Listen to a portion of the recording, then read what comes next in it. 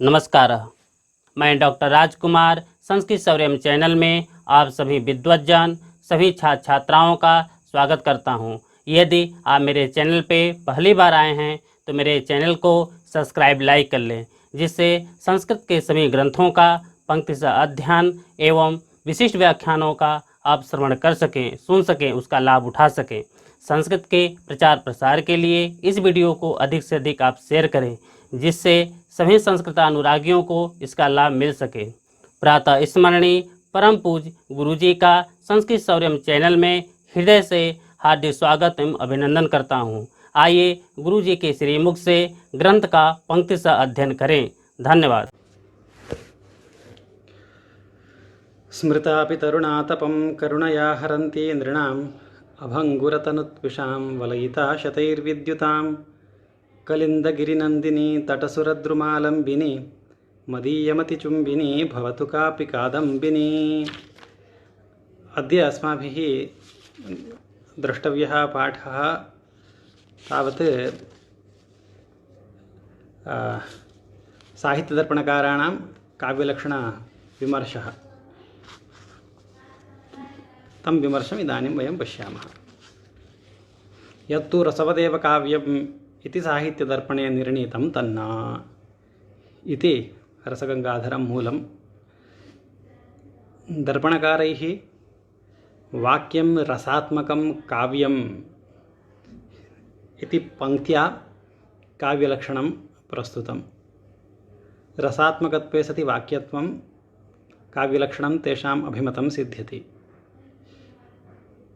वाक्यपदकथनेन शब्दस्य काव्यत्वं तेषां मतेपि आयातम्। अतः रसगङ्गाधरलक्षणेपि रमणीयार्थप्रतिपादकः शब्दः काव्यमित्यत्रापि शब्दः वाक्यरूपः एव अस्माभिः अङ्गीक्रियते। केवलेन पदेन तावत् शाब्दबोधः एव न जायते एकेन पदेन। अतः पदार्थद्वयसम्बन्धावगाहित्वे एव बुद्धेः शाब्दबोधरूपता। केवलेन पदेन पदार्थोपस्थितिरेव भवति, शाब्दबोधस्तु न जायते इति शाब्दबोध अविषयस्य काव्यत्वं न सम्भवति। अतः शब्दपदेन वाक्यरूपः शब्दः एव गृहीतव्यः, न तु पदरूपः शब्दः इति एकः विषयः। वाक्यं रसात्मकं काव्यम् इत्यत्र साक्षात् वाक्यपदमेव प्रयुक्तं दर्पणकारैः। रसात्मकं वाक्यं काव्यम् इति तैः उक्तं। कः अर्थः? इतरवाक्यापेक्षया इदं वाक्यं काव्यपदव्यवहार्यं यत् तत्त्वं करोति तत् तत्त्वं तस्य वाक्यस्य आत्मा। तच्च तत्त्वं रसः। रसः एव आत्मा। आत्मा नाम काव्यत्वव्यवहारप्रयोजकः इति ह्यः एव उक्तं। वाक्यस्य काव्यत्वव्यवहारप्रयोजकः यः भवति सः एव आत्मा। रसः एव रसव्यञ्जकत्वे एव वाक्यस्य काव्यत्वं भवति इति दर्पणकाराणाम् आशयः। तथा च रसः एव काव्यत्वव्यवहारहेतुः यस्य वाक्यस्य तादृशं वाक्यं काव्यं। नाम रसप्रयोज्य काव्यत्वव्यवहारभाक् वाक्यं काव्यं भवति तन्मते। तदेतत् सर्वं मनसि कृत्वा इदानीं ग्रन्थकारेण उच्यते यत्तु रसवदेव काव्यम् इति। साहित्यदर्पणे इदं निर्णीतं, तेषाम् अयं निर्णयः। तन्न तथा अङ्गीकर्तुं न शक्यते। एवम् अङ्गीकारे किं भवति? रसः एव शब्दस्य काव्यत्वप्रयोजकं तत्त्वम् इति अङ्गीकरणीयं भवति। तथा अङ्गीकारे को दोषः? अङ्गीक्रियतां। रसः भवति चेत्, रसव्यञ्जकता अस्ति चेत् शब्दे, तस्य शब्दस्य काव्यत्वम् इष्टमेव, तत्तु इष्यते। परन्तु रसस्यैव इति अवधारणं साहित्यदर्पणकाराणां लक्षणात् सिद्ध्यति। लक्षणस्य इतरव्यावृत्तिरपि प्रयोजनम्। अतः लक्षणं लक्षितावच्छेदकव्याप्यं भवति। गन्धवती पृथिवी इति उच्यते चेत् गन्धः पृथिवीत्वव्याप्यः भवति। यत्र यत्र गन्धः तत्र तत्र पृथिवीत्वं। तथैव अत्र लक्षितावच्छेदकं किं काव्यं लक्ष्यं चेत् लक्षितावच्छेदकं काव्यत्वं भवति। यत्र यत्र रसात्मकशब्दः तत्र तत्र काव्यत्वं। यत्र यत्र रसात्मकशब्दता तत्र तत्र काव्यत्वं। तर्हि काव्यत्वव्याप्यता अपेक्षिता रसात्मकशब्दत्वे। लक्षितावच्छेदकव्याप्यं लक्षणं रसात्मकशब्दत्वं रसात्मकवाक्यत्वं। यत्र यत्र रसात्मकशब्दता तत्र तत्र काव्यता तन्नाम काव्यत्वव्याप्यता आयाति रसात्मकशब्दत्वे। इदानीं किं भवति, यत्र रसात्मकशब्दता नास्ति तत्र काव्यता इदानीम् अस्माभिः वक्तुं न शक्यते। अयमेव अत्र क्लेशः। तदेव क्लेशः इदानीं यभिः प्रदर्श्यते तन्न एवं वक्तुं न शक्यते। वस्तु अलङ्कारप्रधानानां काव्यानाम् अकाव्यत्वापत्तेः। वस्तुप्रधानानां काव्यानाम् अलङ्कारप्रधानानां च काव्यानां काव्यत्वमेव न स्यात् इति भवता इयं व्याप्तिः स्वीकृता। रसव्यञ्जकशब्दत्वं यत्र तत्र काव्यता इति व्याप्तिः स्वीकृता। इदानीं यत्र रमणीयवस्तुव्यञ्जकशब्दता तत्र काव्यता न सिद्ध्यति। यत्र अलङ्कार चमत्कार अलङ्कारमय अलङ्काररूपशब्दत्वं तत्र अलङ्कारार्थकशब्दत्वं तत्र काव्यत्वं न सिद्ध्यति। वस्तु अलङ्कारप्रधानानां काव्यानां काव्यत्वमेव न स्यात्। रसवदेव काव्यम् इति उच्यते चेत् रसप्रधानमेव वाक्यं काव्यम् इति उच्यते चेत् वस्तुप्रधानस्य वाक्यस्य अलङ्कारप्रधानस्य च वाक्यस्य काव्यत्वं न स्यात्। अस्तु इष्टं। वस्तुप्रधानानि वाक्यानि न काव्यानि, अलङ्कारप्रधानानि वाक्यानि न काव्यानि इति। इदानीं वस्तु नाम किमिति वक्तव्यं। वस्तु नाम रस अलङ्कार भिन्नत्वे सति चमत्कारजनकज्ञानविषयः यः अर्थः सः अर्थः वस्तु इति शब्देन अभिधीयते आलङ्कारिकैः। पुनः वदामि, चमत्कारजनकज्ञानविषयः अर्थः सः अर्थः रसरूपोऽपि अर्थः। रसज्ञानेनापि चमत्कारो भवति, अलङ्कारज्ञानेनापि चमत्कारो भवति। रस अलङ्कारभिन्नस्य कस्यचित् अर्थस्य ज्ञानेनापि चमत्कारो भवति काव्ये। व्यङ्ग्यश्चेत् सः अर्थः। इदानीं रस अलङ्कारभिन्नत्वे सति चमत्कारजनकज्ञानविषयः यः अर्थः सः अर्थः वस्तु इति शब्देन उच्यते। इदानीं तस्य वस्तुनः वाच्यायमानत्वे तस्य चमत्कारजनकज्ञानविषयत्वं तस्य चमत्कारित्वं प्रायः नाङ्गीक्रियते। तस्य वस्तुनः रस अलङ्कारभिन्नस्य वस्तुनः व्यङ्ग्यत्वे व्यज्यमानत्वे एव तस्य चमत्कारित्वम् उच्यते। इदानीं वस्तुप्रधानस्य चमत्कारिणः अर्थस्य व्यङ्ग्यता यत्र तत्र रसोऽपि नास्ति अलङ्कारोऽपि नास्ति, किन्तु कश्चिदर्थः व्यज्यते चमत्कारी अर्थः, तत्र काव्यत्वं नेष्यते वा? तैः उच्यते नेष्यते। इष्टापत्तिः क्रियते एवं नेष्यते। यत्र अलङ्कारः वर्तते रसो नास्ति तत्र काव्यत्वं नेष्यते वा? तत्रापि इष्टापत्तिः न नेष्यते इति। तद् इष्टापत्तिः कर्तुं न शक्यते, नेष्यते इति वक्तुं न शक्यते। कुतः? महाकविसम्प्रदायस्य आकुलीभावप्रसङ्गात्। आकुलीभावः नाम अत्र विरोधः। महाकविसम्प्रदायविरोधप्रसङ्गात् महाकविभिः परम्परया वस्तुप्रधानान्यपि वाक्यानि काव्यत्वेन गीतानि, काव्यत्वेन वर्णितानि, अलङ्कारप्रधानान्यपि वाक्यानि कविकर्मविषयीभूतानि अस्माभिः अवलोक्यन्ते। अतः महाकवीनां यः सम्प्रदायः, यः आचारः, तत्र यथा रसप्रधानवाक्यस्य काव्यत्वेन प्रचारः, काव्यत्वेन अङ्गीकारः, तथैव वस्तुप्रधानस्य अलङ्कारप्रधानस्यापि वाक्यस्य काव्यत्वेन अङ्गीकारः वर्तते। अतः महाकविसम्प्रदायस्य विरोधप्रसङ्गात् वस्तुप्रधानस्य अलङ्कारप्रधानस्य च वाक्यस्य काव्यत्वं मास्तु इति वक्तुं न शक्यते। तर्हि किमायातं? रसवदेव काव्यम् इति न वक्तव्यं।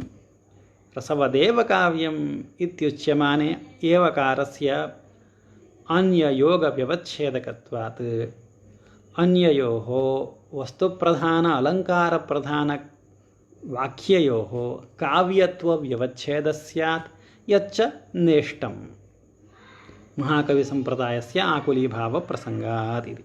कथम् आकुलीभावप्रसङ्गः, कथं विरोधप्रसङ्गः इति इदानीं प्रदर्शयन्ति ग्रन्थकाराः।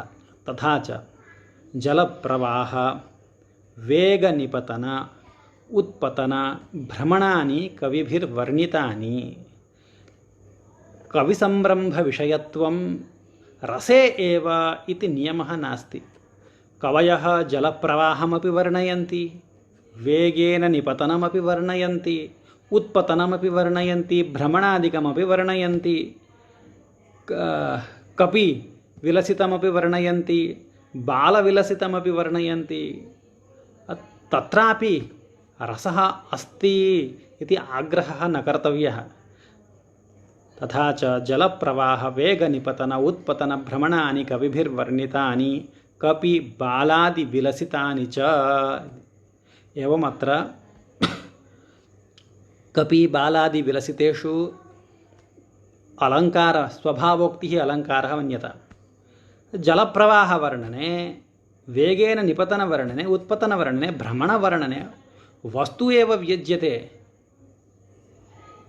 जलप्रवाहस्य सौन्दर्यं व्यज्यते। वेगनिपतनवर्णने यः निपतति तस्य प्रभावातिशयः व्यज्यते। उत्पतनं यः करोति तस्य प्रभावातिशयः वर्तते। यथा जलप्रवाहवर्णनं श्रीरामायणे गङ्गाप्रवाहवर्णनं, वेगेन निपतनं तत्रैव श्रीरामायणे श्रीमद्धनूमतः लङ्कायां निपतनं। पुनः आगमनसमये सर्वेषां वानराणां श्रीरामभद्रनिकटे निपतनं, वेगेन निपतनम्। उत्पतनं सुन्दरकाण्डे प्रथमे एव सर्गे महेन्द्रपर्वतात् हनुमतः लङ्कां प्रति उत्पतनम्।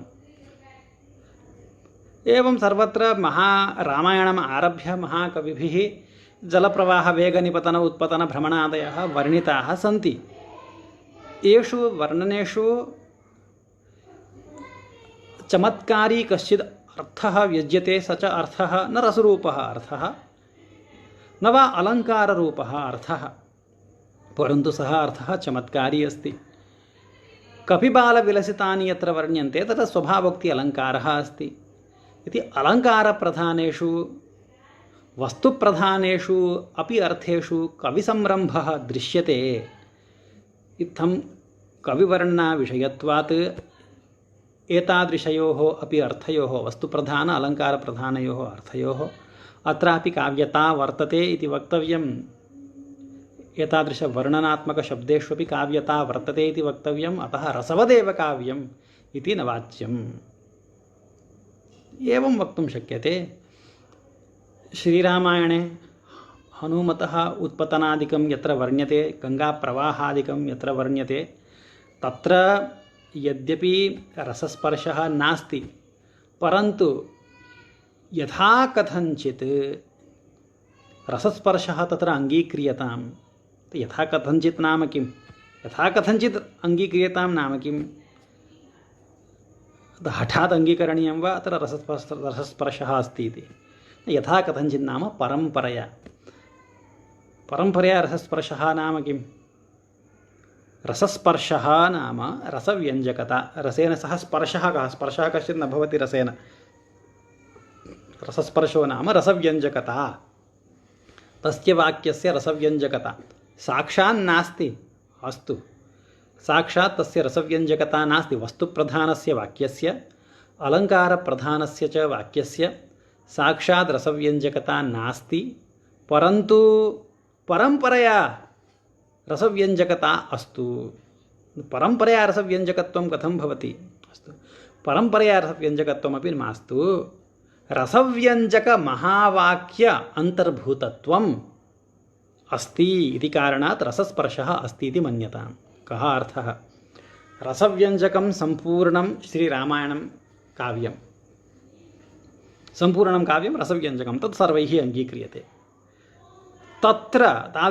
रसव्यञ्जकमहावाक्यं तत् महावाक्यरूपं काव्यं रसव्यञ्जकमहावाक्यघटकत्वं महावाक्य अन्तर्भूतत्वं हनुमतः उत्पतनवर्णनरूपशब्दे अस्ति तत्र शब्देपि महावाक्य अन्तर्भूतत्वम् अस्ति रामायणरूपमहावाक्यघटकत्वम् अस्ति अतः रसव्यञ्जक यत् महावाक्यं रसव्यञ्जकं यद् महावाक्यं तदन्तर्भूतत्वं जलप्रवाह वेग निपतन उत्पतनादि वर्णन प्रधान शब्दस्यापि अस्ति इति कृत्वा तत्र शब्दे रसस्पर्शः अस्ति रसव्यञ्जकताम् आरोपयामः इति उच्यते चेत् इदं न समीचीनम् एवं न वक्तव्यम् इति ग्रन्थकारः वदन्ति न च तत्रापि यथा कथञ्चित् नाम तस्य अर्थः कः परम्परया तत्रापि परम्परया यथा कथञ्चित् परम्परया रसस्पर्शः अस्त्येव इति वाच्य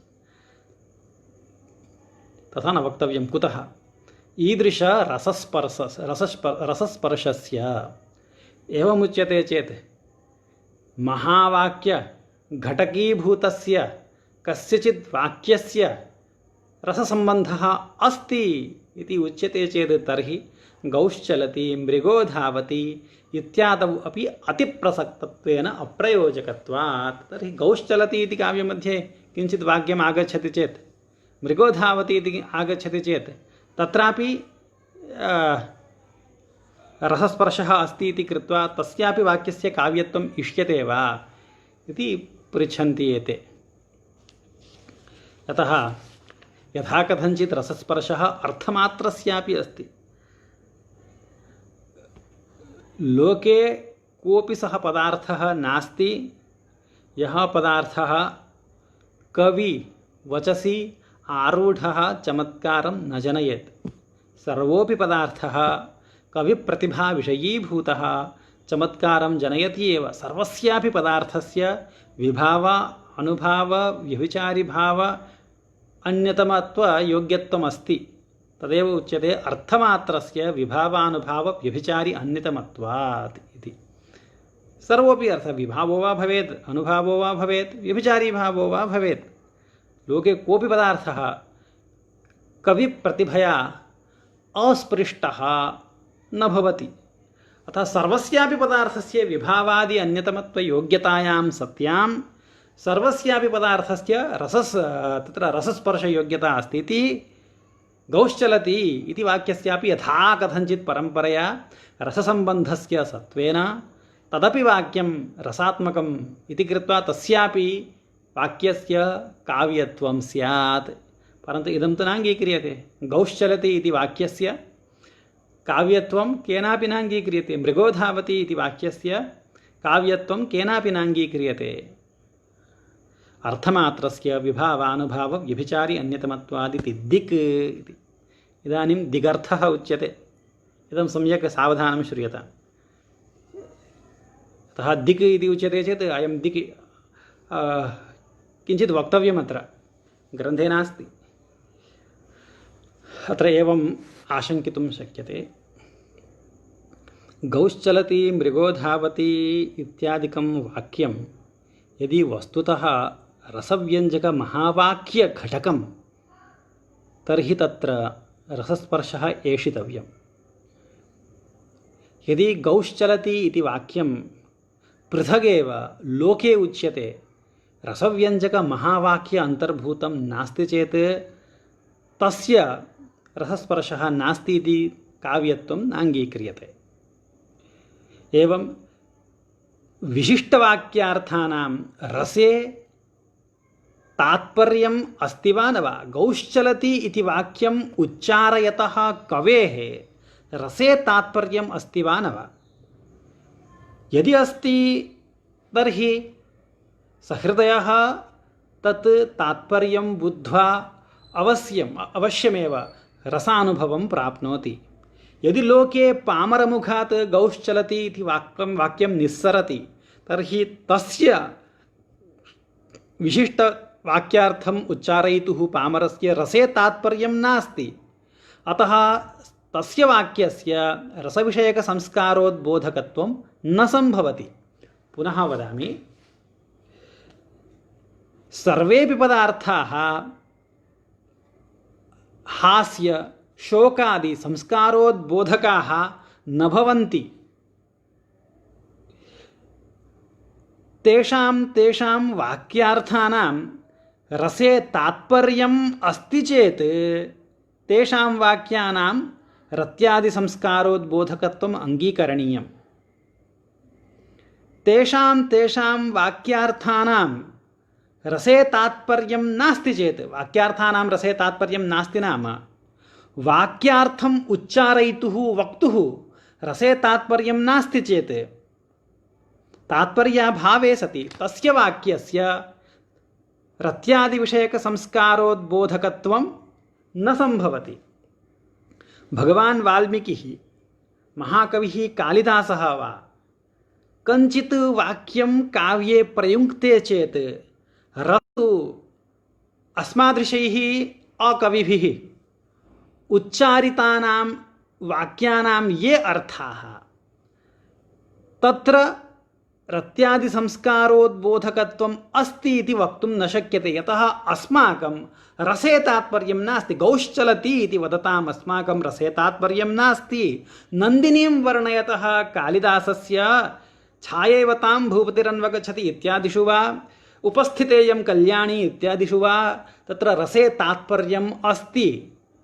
अतः गौश्चलति इत्येव वाक्यं भवतु। यत्र उच्चारयितुः रसव्यञ्जने तात्पर्यम् अस्ति तत्र तस्य वाक्यार्थस्य रसविषयकसंस्कारोद्बोधकत्वम् अङ्गीकर्तव्यम्। यत्र वाक्यं वक्तुः रसे तात्पर्यं नास्ति, वाक्यार्थबोधने एव तात्पर्यं, तत्र तस्य वाक्यार्थस्य रसविषयकसंस्कारोद्बोधकत्वं नास्ति इति अवश्यम् अङ्गीकर्तव्यम्। क्षम्यताम्, अद्य प्रायः 90% डेटा समाप्तिमगात्, अतः यावत्पर्यन्तं भवति तावत्पर्यन्तं वदामि। अतः रसगङ्गाधरकारैः यदुक्तं ईदृशरसस्पर्शस्य गौश्चलति मृगो धावति इत्यादौ अतिप्रसक्तत्वेन अप्रयोजकत्वम् इति यदुक्तं तत् न समीचीनं। गौश्चलति मृगो धावति इत्यादि तर्हि अत्र रसस्पर्शः अभ्युपगमनीयः।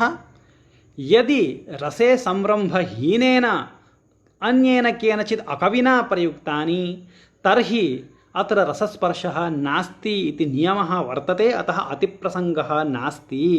अतः अतिप्रसङ्गाभावात् रसवदेव काव्यम् इति विश्वनाथ आचार्यैः साहित्यदर्पणकारैः यदुक्तं तत् समीचीनं। वस्तुप्रधाने अपि अलङ्कारप्रधाने अपि काव्ये महावाक्यार्थधीद्वारा रसव्यञ्जकमहाकाव्य घटितानि एव तानि वाक्यानि इति कृत्वा तेषु रसस्पर्शः परम्परया वक्तुं शक्यते। अकविभिः उच्चारितेषु गौश्चलति मृगो धावति इति वाक्येषु रसस्पर्शः वक्तुं न शक्यते इति चेत् अत्र वक्तव्यम् इदानीं दिगर्थः इति दिक् इति ग्रन्थकारः उक्तं खलु। अत्र किम् येषाम् किम् अभिप्रयन्ति एते इति रत्यादि संस्कारोद्बोधकत्वे तात्पर्यम् एव कारणं वा शब्दार्थसन्निवेशेऽपि किञ्चित् वैचित्र्यम् अपेक्ष्यते वा। शब्दस्य काव्यत्वेन व्यवहारे सर्वोऽपि शब्दः काव्यत्वेन न व्यवह्रियते शिष्टैः, शब्दविशेषः एव काव्यत्वेन व्यवह्रियते। तर्हि तस्मिन् शब्दविशेषे रत्यादिसंस्कारोद्बोधकत्वेन कवेः उच्चारयितुः तात्पर्यम् अस्ति इति एव कारणं वा, अथवा तस्मिन् शब्दविशेषे तत्र किं शब्द अर्थ सन्निवेशवैचित्र्यमपि अपेक्ष्यते वा। यदि रत्याद्युद्बोध तात्पर्येण गौश्चलति मृगो धावति इति उच्यते, तेष्वपि काव्यत्वम् इष्यताम् इति उच्यते चेत् तत् अनिष्टं, तत् न सम्भवति। तत् सर्वस्यापि वाक्यस्य काव्यत्वापत्तिः। यः कुकविः, यः अकविः, कवित्वमानी यः वर्तते, आत्मानं कविं मन्यते, तेन उच्चारितेषु अपि शब्देषु काव्यत्वापत्तिः स्यात्। सः रत्यादितात्पर्येणैव सर्वाण्यपि असम्बद्धानि वाक्यानि उच्चारयति, परन्तु तेषां वाक्यानां काव्यत्वं नेष्टम्। अतः शब्दार्थसन्निवेशेऽपि वैचित्र्यम् अवश्यम् अपेक्ष्यते। तच्च वैचित्र्यं किं रूपम्? तत्र वैचित्र्यम् अस्ति इति कथं ज्ञायते, कथं ज्ञातव्यम्? महावाक्यं यत् काव्यं, महावाक्यरूपं यत् काव्यं, तस्मात् पृथक् कृत्य तस्य शब्दस्य अनुभवे सति यदि तस्मात् शब्दात् अस्माभिः चमत्कारः अनुभूयते चेत् तस्य शब्दस्य काव्यत्वव्यवहारः अस्ति इति अङ्गीकरणीयम्। स्वतश्चमत्कारित्वम् अपेक्ष्यते। काव्यत्वव्यवहाराय महावाक्यघटकीभूतस्यापि वाक्यस्य महावाक्यात् अपोद्धारबुद्ध्या, अपोद्धार नाम विभागबुद्धिः, अपोद्धारबुद्धिः इति आलङ्कारिकैः प्रयुज्यते। अपोद्धारबुद्ध्या नाम विभागबुद्ध्या पृथक् कृत्य अनुभवे कृते यदि तस्मात् वाक्यात् चमत्कारो जायते तर्हि तस्य वाक्यस्य काव्यता, अन्यथा न, अन्यथा तस्य काव्यत्वं नेष्यते। तर्हि गौश्चलति इति वाक्यं भगवता वाल्मीकिना उच्चारितं चेदपि यदि इदं वाक्यं पृथक् चमत्कारं न जनयति सहृदयानां रसिकानां तर्हि तस्य वाक्यस्य काव्यत्वं नेष्यते इति पण्डितराजमतं। भगवतः वाल्मीकेः शब्दस्य काव्यत्वम् अस्ति वा न वा इति मया नोच्यते। यदि भगवतापि व्यासेन, भगवतापि वाल्मीकिना उच्चारिते वाक्ये महावाक्यात् पृथक् कृत्य अनुभूते स्वतश्चमत्कारित्वं नास्ति तर्हि तस्य वाक्यस्य काव्यत्वं नास्ति। अतः रसादि संस्कारोद्बोधकतया तात्पर्यम् एव कस्यचित् वाक्यस्य काव्यतायां न तन्त्रं किन्तु स्वतश्चमत्कारित्वमेव तन्त्रम्।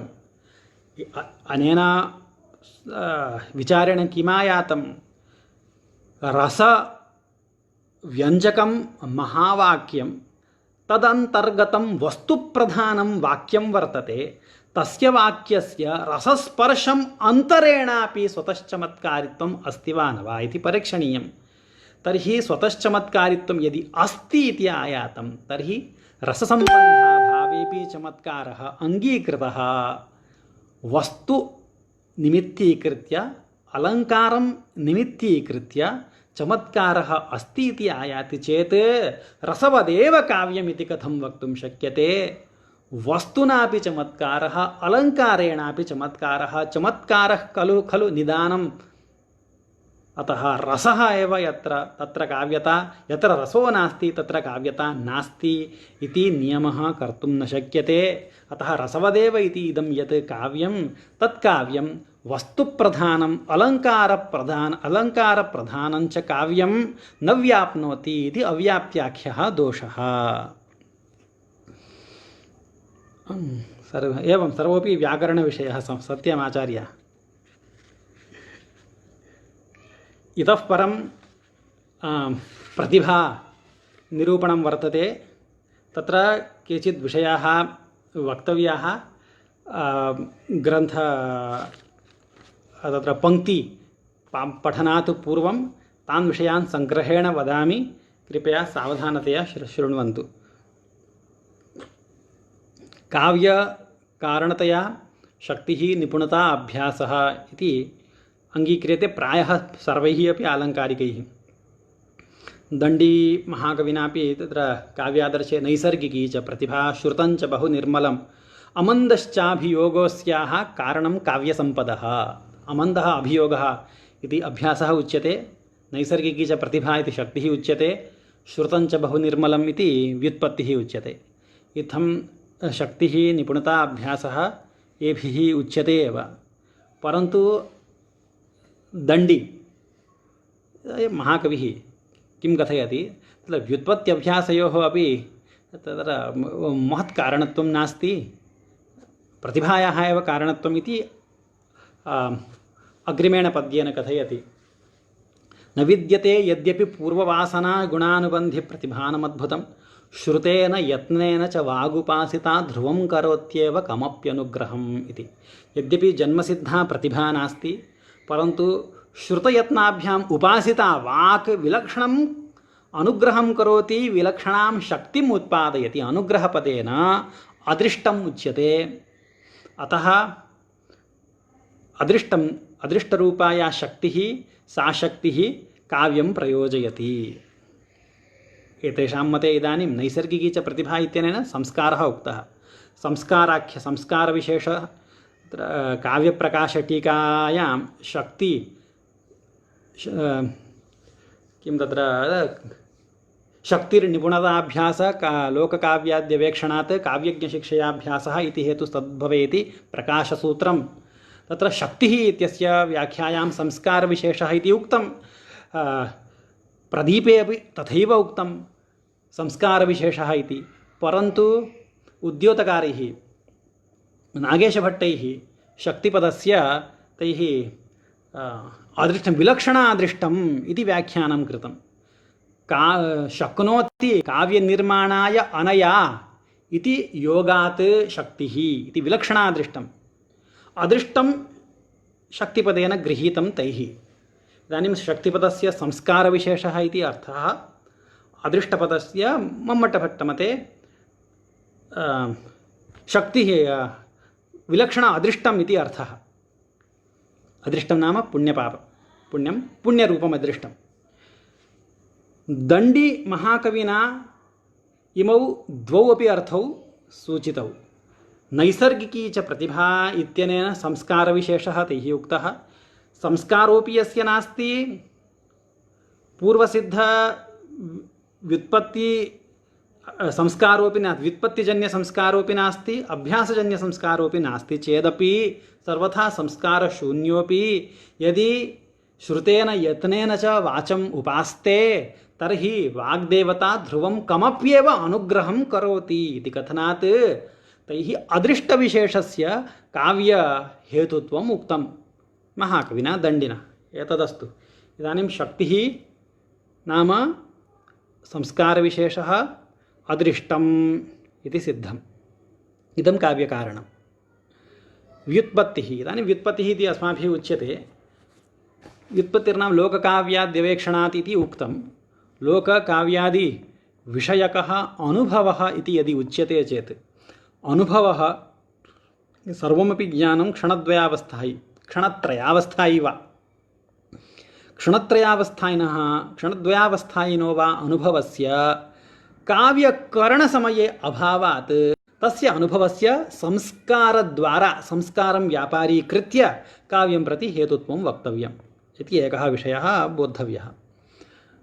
अभ्यासविषये अपि एवमेव। अभ्यासोऽपि काव्यकरणयोजनादौ पौनःपुन्येन प्रवृत्तिः इति उच्यते। काव्यकरणे अभ्यासः। अभ्यासः इदानीं क्रियते, काव्यं वर्षत्रयानन्तरं क्रियते चेत् इदानीं क्रियमाणेन अभ्यासेन सद्यः नष्टेन वर्षत्रयात् परं काव्यं कथं प्रयोज्येत। अतः अत्रापि करणादिविषयकसंस्कारः एव अभ्यासपदेन स्वीकर्तव्यः। तत्रापि संस्कारः एव।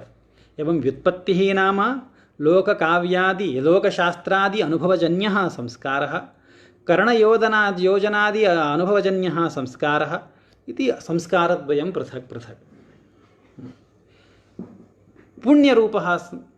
पुण्यरूपम् अदृष्टं च इति कारणत्रयं प्राचीनैः उच्यते।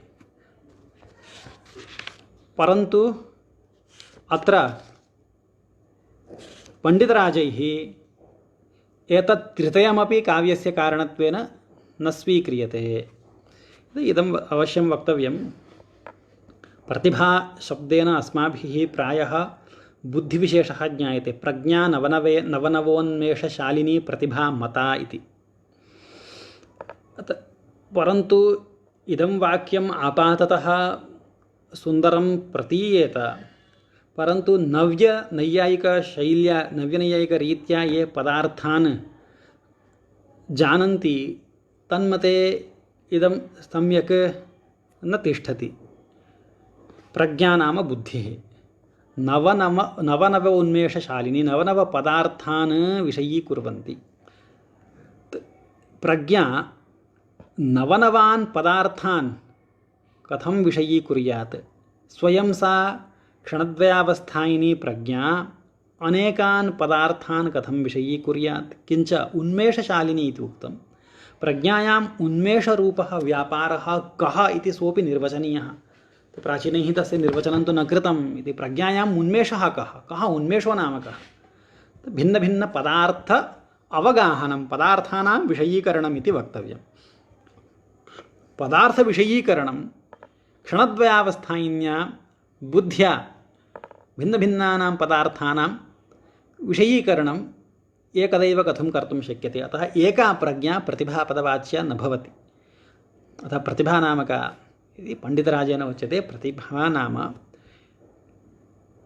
स्फूर्तिः, बुद्धेः, बुद्धिरूपः यः गुणः बुद्धिः, तस्याः बुद्धेः विषयेण यः सम्बन्धः सः इयं स्फूर्तिरेव प्रतिभा।